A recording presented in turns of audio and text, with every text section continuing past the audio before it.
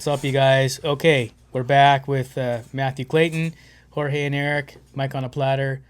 We have another doozy here. Oh my god, I can't believe this whole time my header was gone. I'll have to fix it later. Anyways, okay, so we've got a big one here. Okay, this is the Metaverse. We've talked about it before. We talked about the fact that it's being created, but now it's actually really starting to come around, and they're even showing commercials now. I don't know if you guys have seen that. Have you seen those, Jorge? You seen those commercials where they're showing people with their things on? Oh, it was on the Super Bowl. It was on the Super Bowl. Did you see that? Mm-hmm. Okay, and Matthew McConaughey was telling people not to get too deep in the metaverse and make sure you get out into space.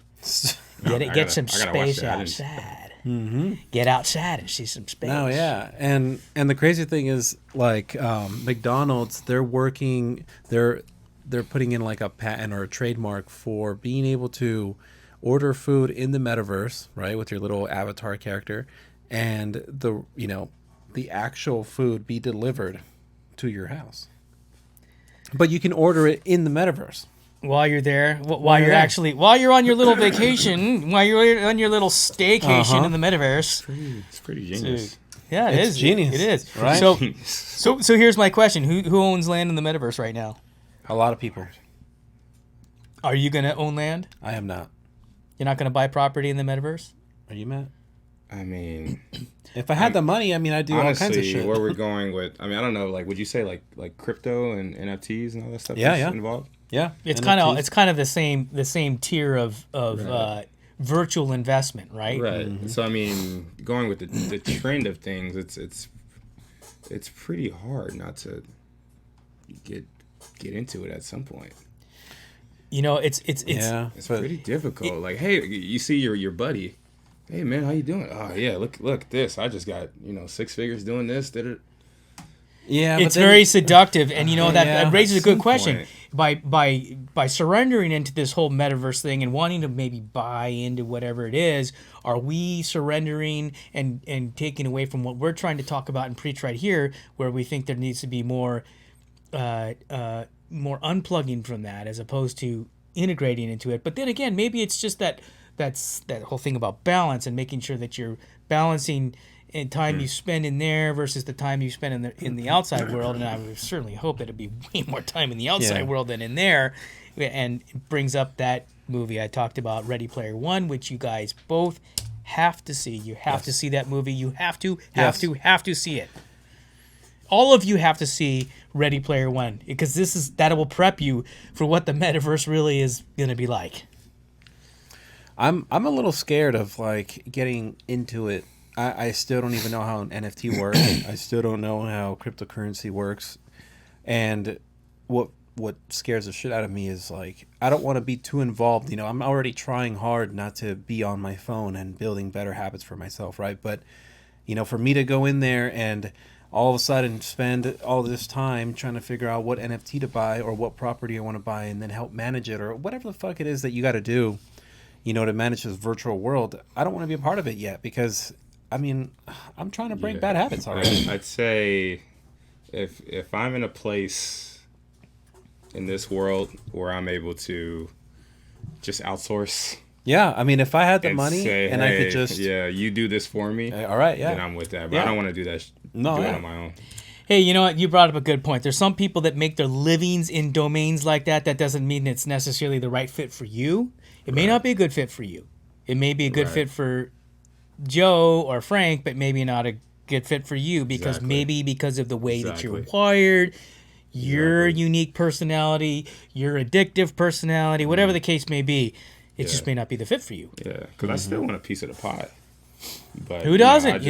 Especially if that's where you can secure your future. Right, knowing myself, I just want to be responsible with it. And if I can outsource it, hey, you want to take this on? Be my guest. Bring me my money. Yeah, right. Yeah. See, but the metaverse is definitely it's an interesting prospect, and again, it boils down to that whole thing. There's going to be people that just get lost in there. Yeah. Just lost. From an investment standpoint, it would be cool, but man, I don't know. It's not for me just yet. Well, you know, it's going to become a whole nother world, and there's people who I think what we're watching here with this thing is going to become the beginning of how we integrate into artificial intelligence, and how we may see some evolution. I don't know if it's in 100 years or 1,000 years or whatever it is, but we may see some evolution into cybernetic organisms. And there's been a lot of movies that have come out like, or even series that have come out recently, like Altered Carbon. Altered Carbon was a crazy one. The first series was amazing. The second was kind of Yeah, I did watch Altered Carbon. It was a good one. Yeah, but they had in there was some tech that was integrated into you that, you know, it could be, it's like that. It's kind of like that. I mean, they weren't like checking out into alternate realities like the Metaverse is showing, but what it basically, that we're integrating and interfacing more independently, or less independently, more dependently on the technology. Right now it's here, and then we did a podcast recently where we talked about how it's a microchip implant or a brain implant, you know, like Neuralink. The Neuralink, and it's only a matter of time before this becomes even more and more, and it's gonna. I can almost see the brain being in a brain stem, and it's connected to technology, and we're cybernetic organisms. I mean, I could see something like that. I would definitely use some kind of like cybernetic technology, you know, to better myself, like with remembering things or like multitasking, but never for it to control my life, you know? Yeah, more as like a tool. An external device Yeah. that enhances your already set up design, as opposed to becoming the design that you become codependent on. Like, I mean, how much better and how efficient would you be if you could put on some apparatus where you can control a third or fourth arm? How much more could you do? Oh man, I don't know where that's going, Poppy, and I envision this horrific like masturbation thing with you, but Why you gotta think that way though? Why? because Like what if you're like washing dishes and you're like, shit, I only have two hands, I got to do this too, and then you like grab that cup on that side, you grab this cup there. There's gonna be one curious evening. if that makes you you know, feel better about your disturbing thought, it's okay. Okay. I'm just kidding. Yeah. Anyways, Can we escape the inevitable? Yes. I don't know. I don't know. I think it boils down to meditation. I agree. We have to get centered in our brains. God, wow, dude, this is so rad. Okay, so this guy is coming here. Right? It's coming full circle, right. and Matthew's going to be the impetus for this change, and we're going to work with him, and we're going to introduce meditation to everybody, because if we can do it, you can do it. Yeah. All right, and we have to learn to find balance. And if we're going to become cybernetic organisms, we have to find balance too. Right? And if you're going to 100%. if you're going to go into the metaverse and spend a ton of money and buy a bunch of property, just remember to check out once in a while and look at the real world. It's still there. You know? It's important for your mental health. Very important. Inner peace. Yeah. Which currency matters most? I don't know. Good question. Inner peace or freaking metadollars? Yeah. Inner peace. That's a good question. To me, inner peace. Oh, yeah. You know, Yeah. you can't take it all with you. Tomorrow you could get hit by a truck. Yeah, or and die. someone can hack into the system and just completely obliterate you. And now what? You know, there could be an electromagnetic pulse that wipes it all out. There could be a meteor that hits the earth, and what are they going to say? you know, Sorry, your money, your virtual money's not insured. Yeah. And you're like, oh, great. Yeah, I mean, we're physical. We're still physical. Remember that Check movie Demolition Man, where Sylvester Stallone and Sandra Bullock, they're like having sex, and it's like virtual sex, and he's like, oh, what is it? What are we doing? yeah. And she's like, exchange of bodily fluids. Watch, it's gonna happen. Mm-hmm. Yeah, there was another movie that came out. I think, God, who was in it? Bruce Willis was in it, where they went into these chambers and they had these avatar bodies that were out there in the world actually engaging in the world. I'm trying to remember what the name of the movie was. Surrogates. Surrogate, yes. That was like I that. didn't watch that one. Okay, so man, I don't know. I can't do that. Well, then that's the That's like me, like someone saying, "Oh, why do you want to run outside? You can just go to the gym and run on treadmill." I like going to the why I gym hate for the fucking- strength training because you can really focus in with heavy weight. But when it comes to cardio and aerobic exercise and all that, that's all about being outdoors and doing stuff.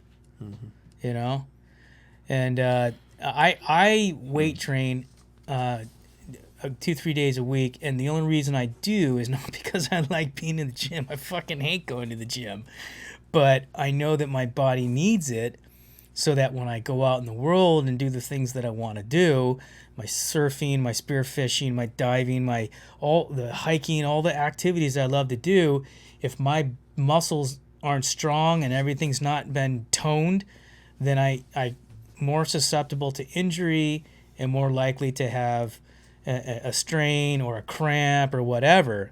So that's why I do it, is to enjoy the outdoors more, not to enjoy the outdoors less, if that makes sense. Because you can't, we all, a lot of us live in the city. We live in big, busy cities, we're probably, unless you're close to the beach or you're close to a mountain or a hillside you can go hiking, you're going to have to drive somewhere.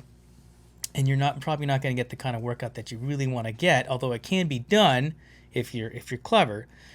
But going to the gym's okay, Going to the gym to strength train is good, but you need to do stuff outside too. Does that answer your question? Yes. It answers my question. How often do you go outside, Matt? It's an essential every day. Every day. You walk a lot? A lot. How many miles a day? At least 5 miles a day. I Wow. would say. Nice, dude. All in one go, or? I split it up. Okay. Might walk 2 miles here, 2 miles here, and take a little walk to the park here.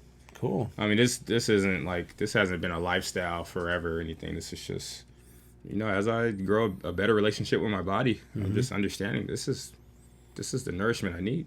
That's it. So, and everybody's nourishment is going to look a little bit different. Absolutely. So that's up to you and you to discover yourself. There's these guys in my neighborhood that run 3 days a week. Night, day, Saturday day, and then there's 2 nights during the night. And I started joining them, and at first my knees were hurting, and I was just getting worked, but now I'm getting used to it. But it was nice to be running outside instead of in a gym and a treadmill. It really is nice running through the neighborhood, and you get familiar with the houses, and you look forward to seeing certain things and the trees and all that. It's really neat. Yeah. Mm-hmm. I mean, when you freaking pass by, whether you see a squirrel or a bird or a beautiful flower, it sounds like I'm like hippie flower child, but that stuff literally gives you the plants the most in-depth seeds and sends the biggest vibrations of anything else this world has to offer is nature that will lead on through the rest of your week. Absolutely agreed. So you don't need to live in the metaverse. Exactly. you don't. You don't need to invest either. You don't. Get that out of your head, Matt. Oh, Lord. Metaverse, You don't I need think to this. become a virtual millionaire. I think the metaverse is a huge, huge topic, and we'll have to hit that again. Virtual millionaire with virtual to pay for virtual hookers. You got virtual bitches. Lord, that's where it's going. Mm-hmm. I do. Well, the thing is, you could probably sell what you buy virtually to people in the outside world and say, here, you can have this, and they can actually give you real money. So I think that's what some people are starting to think about. Probably. I have a friend that he's growing virtual weed in the metaverse, and I haven't asked him how it works, nor have I looked it up. I don't really care. But when I thought to myself, if it can be connected to actual physical currency, like McDonald's, that's when the shit's gonna hit the fan. It'll be pretty cool if they took the McDonald's approach. You buy some virtual weed and then it shows up at your door. That's the only thing that really makes sense. I feel like. So, yeah. I'd be curious. But then it's like, why not just go outside and see real people at the dispensary, and then make some friends? this world is becoming more and more introvert. It is. We got to pause on that. Yeah. All right, you guys. Thanks.